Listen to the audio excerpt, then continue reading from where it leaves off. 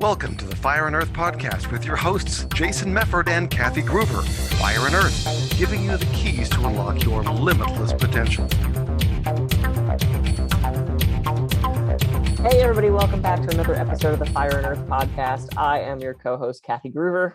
And I'm Jason Mefford. And today we're back to bring sunshine and light to the world. Da, da, da, da, da. And the way we're doing that today is we have Laurie-Ann Murabito with us. Laurie-Ann, welcome. Thank you. I'm very excited to be here with you guys. And we're so excited to have you. And one of the fun things about podcasting, right, is you get to reconnect with friends, right? So that's why it's nice. I know you and I had a call last week, and we're like, hey, we should do another podcast together. So here you are. Here I am, and now I've met Kathy. And now you've met Kathy. So you met the better half of the podcast, right? So yeah, Jason. Yeah. All right. So anyway, we got to get into this, right? So Laurie-Ann, just maybe for the listeners, just kind of let people know what you do, who you are, and then let's kind of jump in it, because you've got a very important message, right, for people that are out there that a lot of people don't realize. You know, they try to go one way in their career or do some of this other stuff, and it's like they're just not even aware of some of the things that they should be doing, and it often holds people back. Exactly. So I am a reformed, painfully shy girl who accidentally became a professional speaker. That is a story for another time. But I ended up being a speaker in the leadership and corporate engagement. And, through just some iterations of my business, now what I do is I help people leverage speaking opportunities as their best form of marketing, or to help them in their career, because it positions you as an expert, attracts the right people and opportunities to you, and at times it also allows you to monetize your authority. Uh-huh. So that's definitely because unless you actually open your mouth, right? That's why some people write books. Speaking is the same kind of way, right? Because it gets you out there, it shows your authority, it introduces you to people, right? So they can then get to know you better and understand whether or not it's you're somebody that they want to work with. And typically when you're speaking to an audience of basically qualified leads. Like if you're speaking for your business versus if you're speaking for your career, you're speaking to people who are interested and are active in your industry. And yet to be seen as somebody, as a thought leader, to share your thought leadership, with a group of people, is definitely going to be a memorable experience, for people to remember, like, oh yeah, I remember what that speaker said. And that just positions you as the expert, like in your industry. Yeah, it's so interesting because there's so many different ways to go about it, right? So some people, when I decided years ago, so I started out as an actress. So when I started doing all the health stuff that I was doing, and I went to my first conference, I was looking at all these speakers and going, why the hell am I not doing that? Like, that's like so up my alley. And I found myself, I'd have a notebook, and on the right-hand side of the page, I'd take notes on the content. And on the left-hand side of the page, I was writing down how horrible the speaker was or what they did that was good or bad, because I'm watching this and going, well, that was awful. Why did you turn your back to me? I don't want to say, And so I turned to my friend and I said, next year I'm going to be speaking at this conference. And he goes, yeah, you should be. And then I thought, oh, crap, I don't know how to do that. I know how to do that, but I didn't know how to do that. So I was at a different conference, talked to one of the speakers, and I said, I'd love to start doing some speaking. And she goes, well, what's your book about? And I said, no, I want to be a speaker. And she goes, well, you have to have a book. And I thought, well, shit, I don't want to be an author. I want to be a speaker.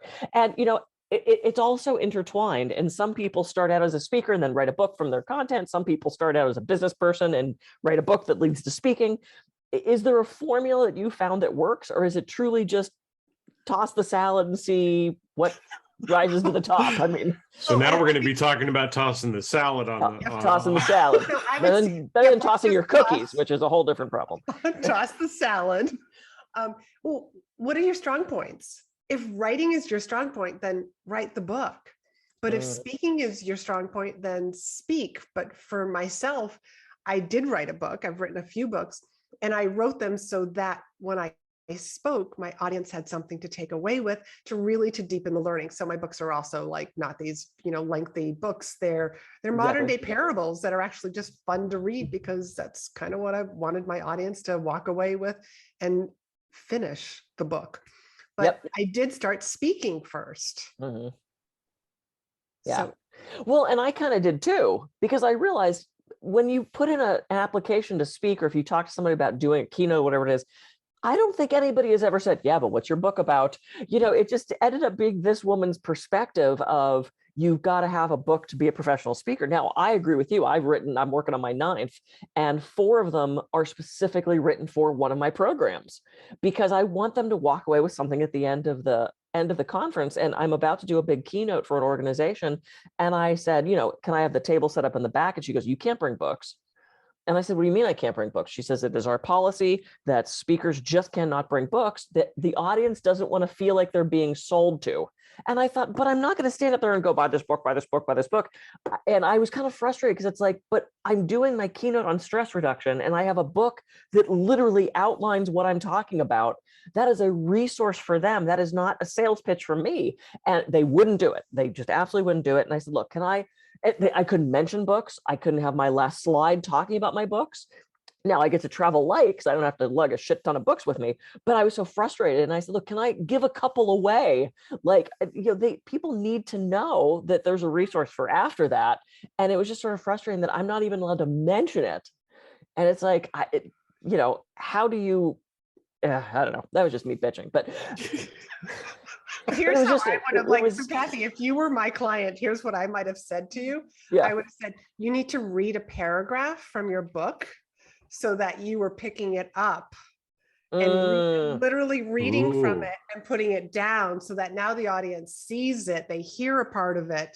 You might even mentioned, like what chapter it was from. Yeah. Well, and what I said was, can I bring a couple to give away as prizes for somebody that volunteers or someone that asks a question? She goes, oh yeah, you could do that. So I'm going to have them there and just give 1 or 2 away. Yes. But just so they know they exist. But I like to read from the paragraph thing. Because that's a little ninja trick, right? Because again, it's not, I mean, all the things you do when you're speaking, there's subtleties to what you're doing, right? Yeah. And actually picking the book up, opening it up, reading a paragraph out of it, it lets, like you said, it lets people know that there is another resource there. It's no different than, doing a quote from some other famous person. It's just you're quoting yourself from your book. Right? As I say in chapter 2, paragraph 4. And Kathy, like another one would have been like to have your volunteer. I don't know if you had them come up on the stage. I haven't done the talk yet. Okay, you haven't done the talk. So I would have your whoever volunteers to go back to their seat. Mm-hmm. So that then you can say, oh, I'm sorry, I wanted to give you this copy, so that now you're passing it to the person that's in the front row. Can you pass this back to such and such? That way people are passing it back, and now like all these people are looking at your book. Yeah, that's what I figured. So I don't typically bring people up first for anything. So I was going to pass it through, because it's a big crowd. So yeah. Yeah. Well, I think it's interesting, because we were talking about book speaking, right? And I love what you said, Laurie-Ann, that it's what you're good at, right? Because again, it's like I've written a few books, but there's a lot of people that are like, you need to write another book. And I'm like, I'm a good writer. I like to write, but it takes a fucking long time to write a book. It's like, I am more of a speaker. I'm just going to flip the switch and start recording and talk, right? Because I think that's something too, to where in the professional speaking, profession has learned this the hard way the last 2 years. But everybody always thinks, well, to be a professional speaker, you have to be standing up on a stage in a conference somewhere. No. And there are so many other ways of actually speaking. So what are some of the other ways maybe that you talk to people about trying to do? I also want to just also touch on this whole book thing, the book speaking. The other reason why I say just do what you're good at is because if we say you got to go write the book before you start speaking, just like you said, it takes a lot of time. That's just procrastination. I got to finish and write the perfect book that's going to get me in all the big stages. So I'm just a big fan of just start writing the speech and getting bookings, because nothing will motivate you more or light a fire under your ass than a date on the calendar. Yep. For one. And Jason, what was your question for me again? Well, you know, the fact that, you know, again, when people think professional speaking, they just think about the motivating speakers at conferences and think that's the only venue that they have to actually speak. So I think speaking now, as a result of the past couple of years, needs to be redefined. There's so many forms of speaking. Speaking is so much more than stages and Zoom. You know, what we're doing right here, right now, this is a form of speaking. When you're doing a sales call with a potential prospect or a meeting planner, you're basically speaking. You know, when you are speaking at a meeting at your company or, you know, an industry meeting, you know, like that's speaking. Yeah. There's so many different forms. And I think it needs to blend with your personality. Like, for example, a mom of 2 very small kids is not going to jump on an airplane to cross the country to go speak at an industry meeting that she's not going to be potentially getting paid for. But can she just do something like an IG Live to address her audience? And that works for her because 2 little kids, they go to sleep, they take their nap. Hey, I've got 10 minutes. I'll just do like a live and get my message out there. How can you get your message out there? I think is really the bottom line. How are you sharing with people? Yeah. It can look different. Well, and to that point, so there's so much noise, right? If I see one more person going on Instagram and hoping words pop up, to me, that is the most ridiculous thing. And I'm a performer. I'll be goofball all day. And I have friends who they're on TikTok, you know, they spend their day doing TikTok in hopes that it gets them a client. And it's like, but at that point, are you actually a coach or are you a TikTok figure? You know, and it's like, what are you spending your day doing? And I'm seeing clients all day. I don't have time to sit in front of a camera and go, and hoping the bubbles pop in the right spot. I don't get it.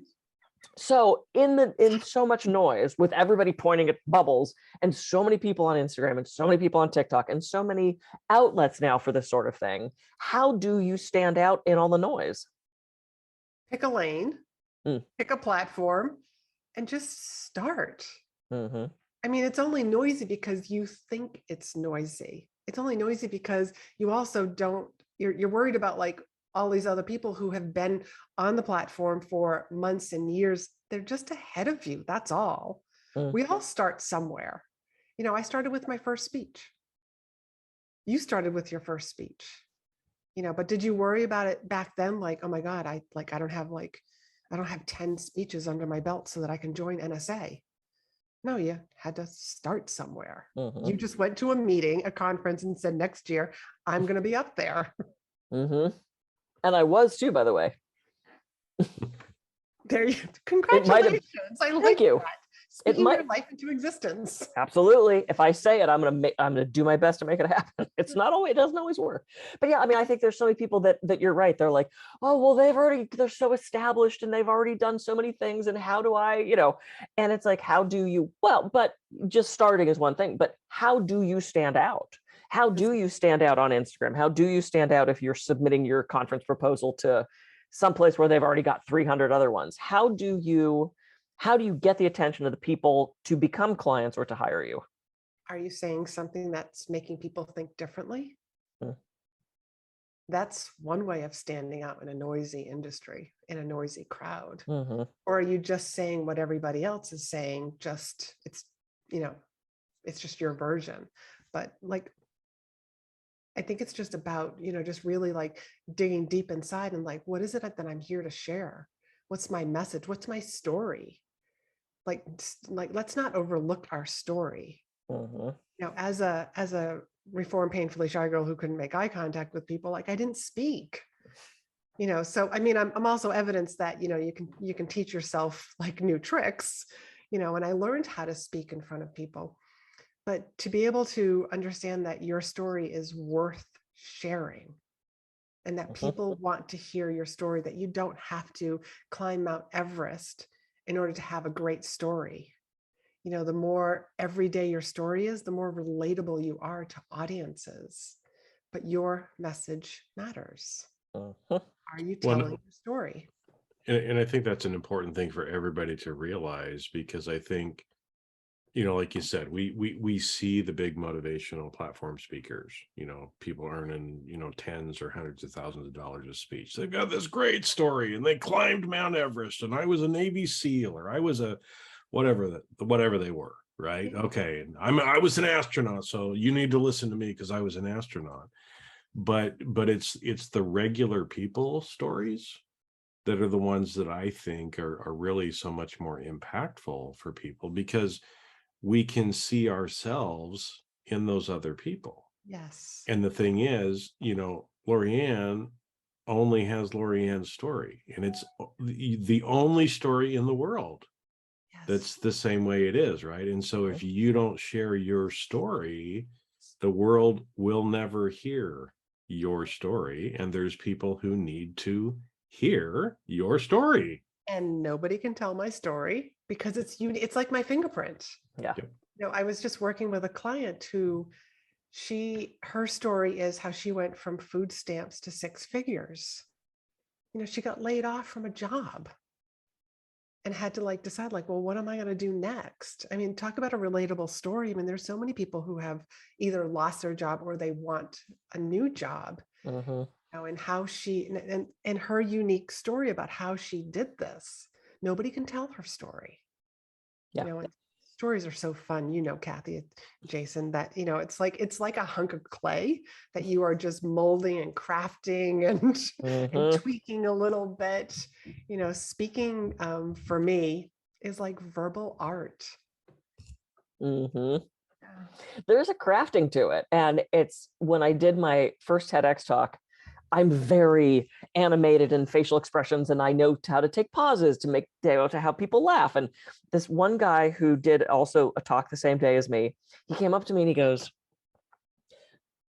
"How do you do that with your face?"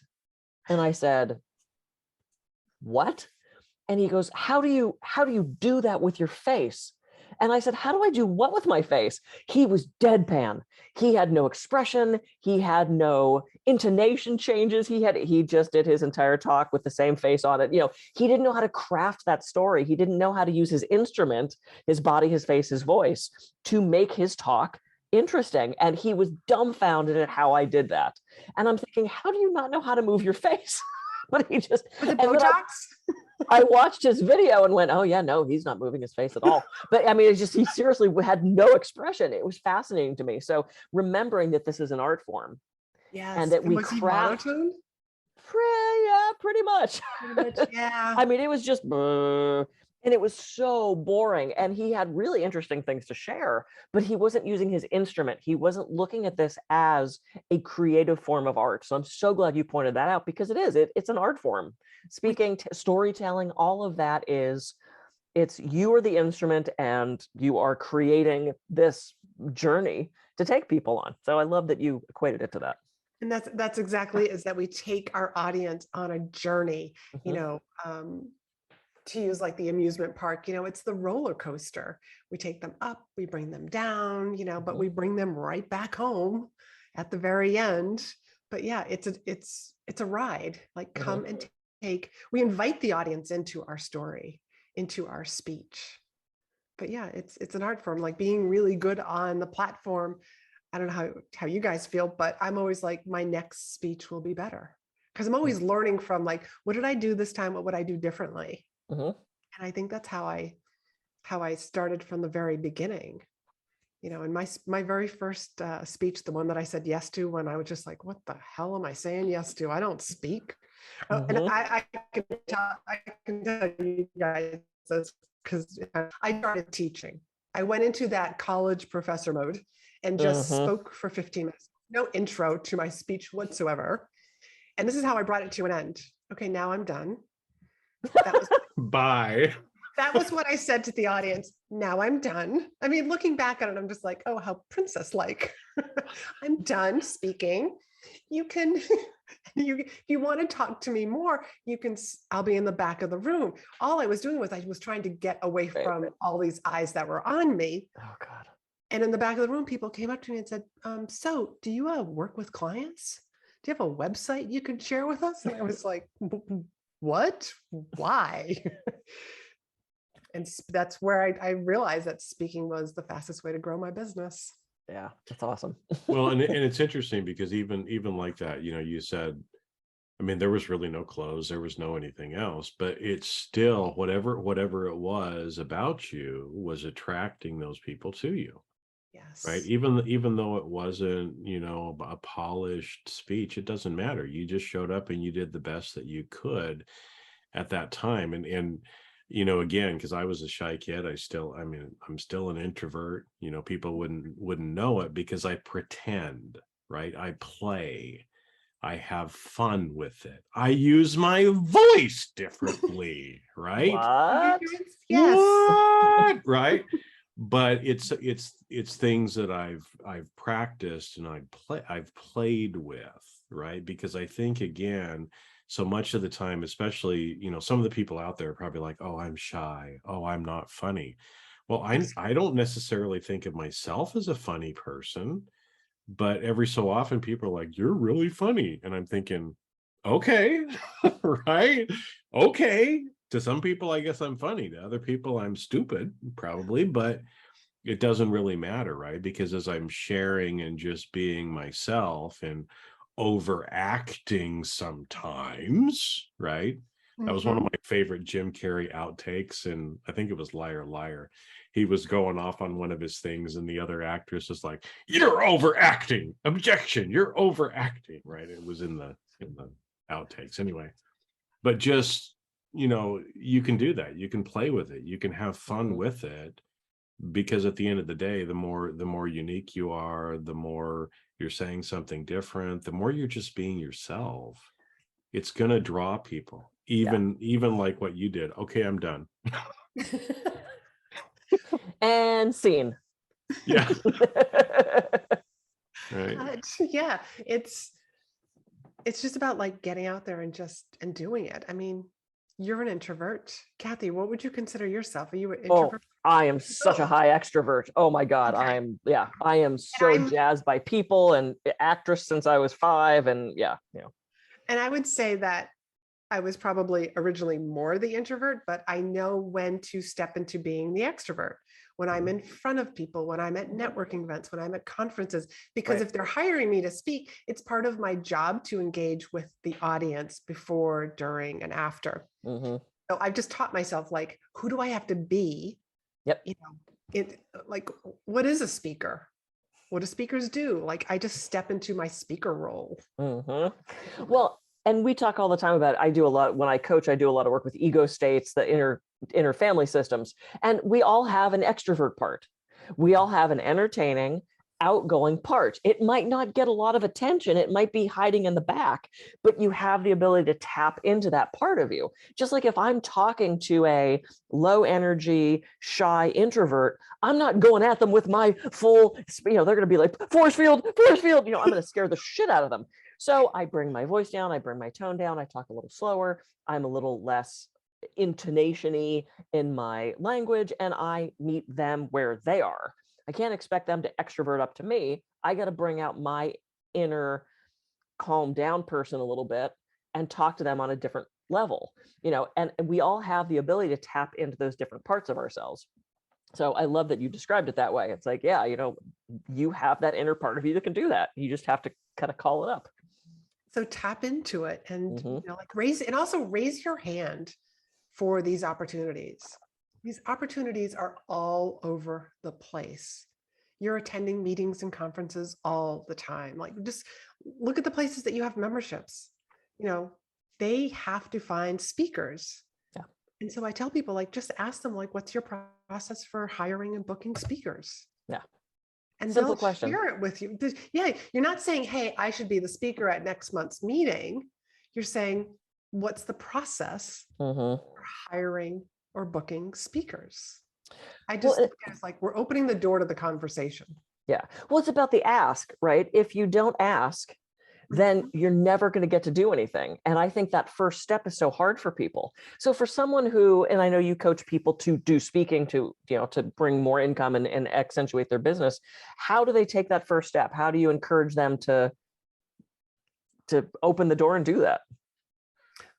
I do tell people, pull out a piece of paper and make a list of all the places that you have memberships to, different conferences that you already attend, networking groups that you might attend.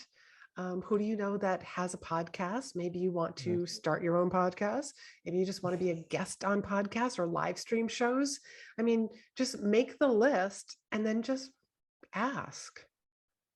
Find out who's in charge. If it's an association, a chamber, and you can't figure out who's in charge of hiring people, who's a program director, just send an email or ask the president, who's the right person that I should be talking to. Just make one ask, see what happens. Yeah. Well, that's an important thing, because if you don't ask, the answer is no.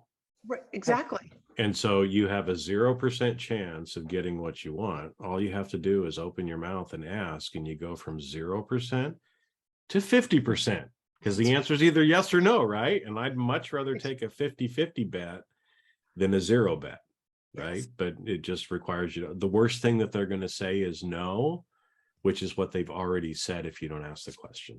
Right. That's a very complicated math problem that I'm going to have to write down. Is that X to the second? No, wait, there's a train in Baltimore. Okay. Traveling at 60 miles an hour. No, I still have nightmares about that. But it's true. But it's true. It is the ask. And you're right. If you don't ask the question, then it's always no, right? What is it? There's no bad decision except the one that isn't made, or something to that. I just butchered that quote, but something to that effect of actually stepping out and making the ask. How do you know what to ask for? What do you mean? How do I know? How does one know what to ask for? Well, I'm talking about let's open the door to the conversation. And to find out here's our process, because what they might tell you is we start planning our conference, 12 months in advance. So the conference that we're already advertising, that's in 4 months, that's already booked. Mm-hmm. That's the information that you want to know. It's oh, okay. So when do you start planning next year's? Okay. So that's when I'll reach out to you when you're going to start looking for speakers.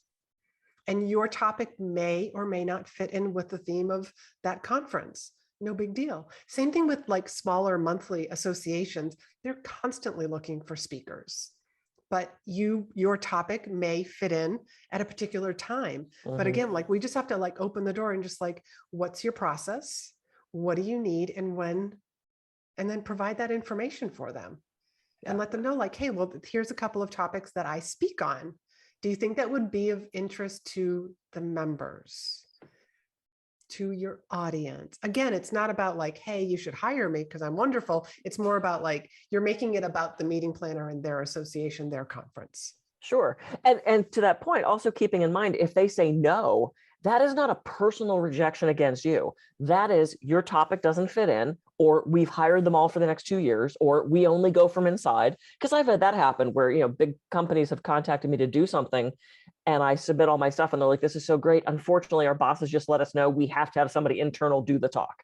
Well, that's not a personal rejection to me. That's their protocol, and I think we take rejection so personally. And coming from an acting background, good Lord, I had to learn about rejection really early. Most of it is no. I mean, it's not no against me. It's no for that thing. And I think if we can shift that into remembering it's not a personal affront against us, then we're going to take more chances, take more risks, ask for more things if we're not afraid to hear no. Yes.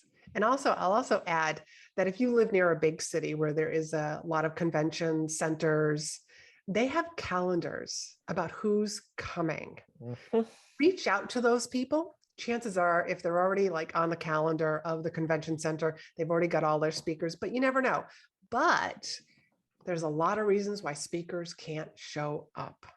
Some sort of an emergency. I live in the New England area, so weather's a factor for half of the year, but you just never know. And you can let people know, I'm a local speaker. Here's what I speak on. If you find yourself in a pinch, I happen to be around that particular weekend, that week. Yeah, that's a great idea, especially with COVID, because you never know when you're going to wake up and go, oh shit, I just tested positive. I can't fly from, or I can't drive for, I can't show up to do that thing. That's a very good idea to put yourself on that sort of like backup, I'll save your butt list. That's a good idea. I have gotten calls. Mm. I remember one particular time I was introduced to him. He's like, yep, I got a conference coming up in April and I got all my speakers. Next question was, when do you start planning for next year? He said, November. I said, fantastic. I'll reach out to you in November. He called me 2 weeks later saying somebody had to back out. And my topic fit in perfectly with the slot that they had. So, and that led to a lot of other business. So in my opinion, speaking's the gift that keeps on giving. I agree. That's so great. And of course, we're out of time. The blatant hand gesture of we're out of time. So this is so great. Jason, any final thoughts for you? And then we'll ask Laurie-Ann where to reach her. No, I think it's just great. And you know, the whole idea of, you know, just kind of reimagining what speaking actually is, and realize that we're all speaking all the time anyway, right? And so, you know, it doesn't matter whether you're shy, introverted, extroverted, doesn't matter, you know, but we can ask questions, we can play with things, we can try stuff out and just make it fun, right? I mean, because like we said with the question, the worst thing is people are going to say no, right? So not that big a deal. And, you know, you try something, hey, what's the worst that could happen? People don't like it, but the best, they might love it, right? I know some of the stupid antic things that I did have done, right? Like I wore a t-shirt underneath my shirt and I started to do like a little strip tease thing where I like opened it. It was a superhero themed conference, right? So I was kind of doing like the Superman thing on stage. Pictures, you know, people were pulling their phones out. This was so great, you know. Will I ever do it again? I don't know.